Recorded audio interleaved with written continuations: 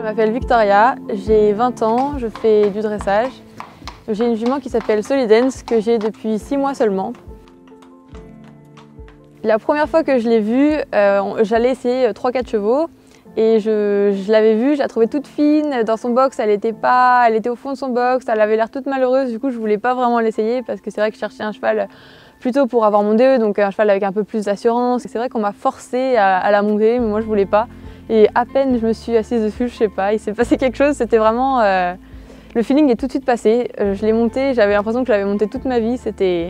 Et à la fin de la séance, je l'ai montée 30 minutes juste pour l'essai et je me suis dit c'est elle, on l'achète, c'est obligé.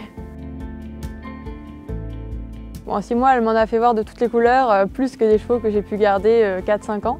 C'est une jument qui est très sensible. Quand je l'ai achetée, elle était assez délicate.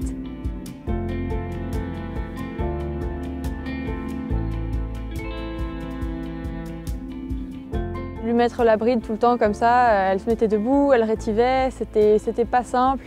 Des fois, je lui demandais quelque chose, elle voulait pas. Et j'étais très concours, donc je partais en concours, on va dire, toutes les 2 semaines, j'étais en concours. Un jour, j'ai eu un accident. Je ne sais pas ce qui s'est passé. La route était plate, il n'y a pas eu de voitures qui ont fait du bruit, de motos. Et elle a cassé le bas-flanc du milieu. Elle a arraché les longes, elle les a coupées. Enfin, on se demandait comment c'est possible qu'elle ait arraché ça. C'est vraiment, faut le voir pour le croire.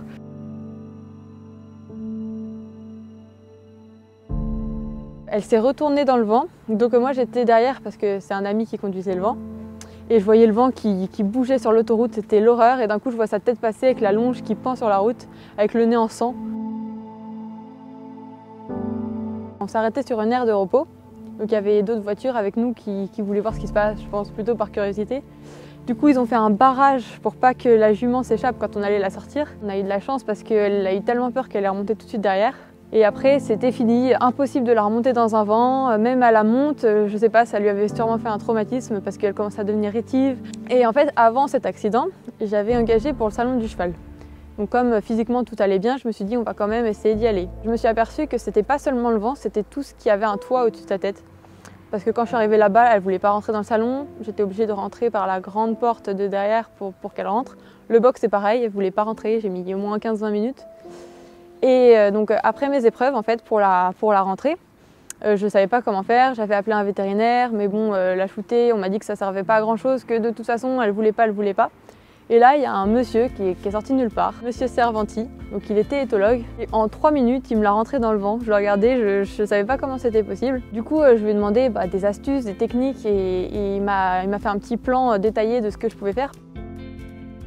J'ai fait du travail à pied, donc j'en faisais un petit peu tous les jours ou tous les 2 jours. Et en fait, il m'a dit que les chevaux étaient naturellement claustrophobes. Nous, si je sais pas, on a peur des insectes, c'est pas parce qu'on va nous taper dessus qu'on va plus avoir peur. Du coup, j'installais en fait dans le manège pour mon travail à pied des plots et je mettais en fait les plots sans barre dessus, elles passaient sans problème, mais c'est dès que je mettais la barre qu'impossible de la faire passer. Qu'au début, je restais 45 minutes devant mon truc. Après une demi-heure, après un quart d'heure, et petit à petit elle passait et maintenant elle passe dedans, les yeux fermés. Ça m'a aidé déjà pour qu'elle monte dans le vent, mais pas seulement, en fait ça m'a limite beaucoup plus aidé sur ma monte au quotidien, sur mes méthodes de travail.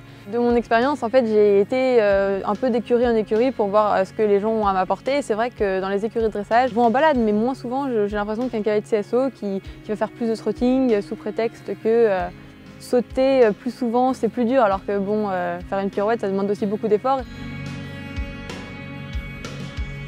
C'est pour ça que je l'emmène vraiment beaucoup en forêt, mais je la fais même sauter en liberté. Et ça lui plaît beaucoup, et ça change. Et c'est là que je vois que vraiment faire des choses ludiques, ça m'aide pour les concours. Puis même, ça la désensibilise. Maintenant, quand je vais dans des concours un petit peu plus grands, je vois que ça marche, qu'elle a plus peur, qu'elle s'habitue, qu'elle me fait confiance surtout.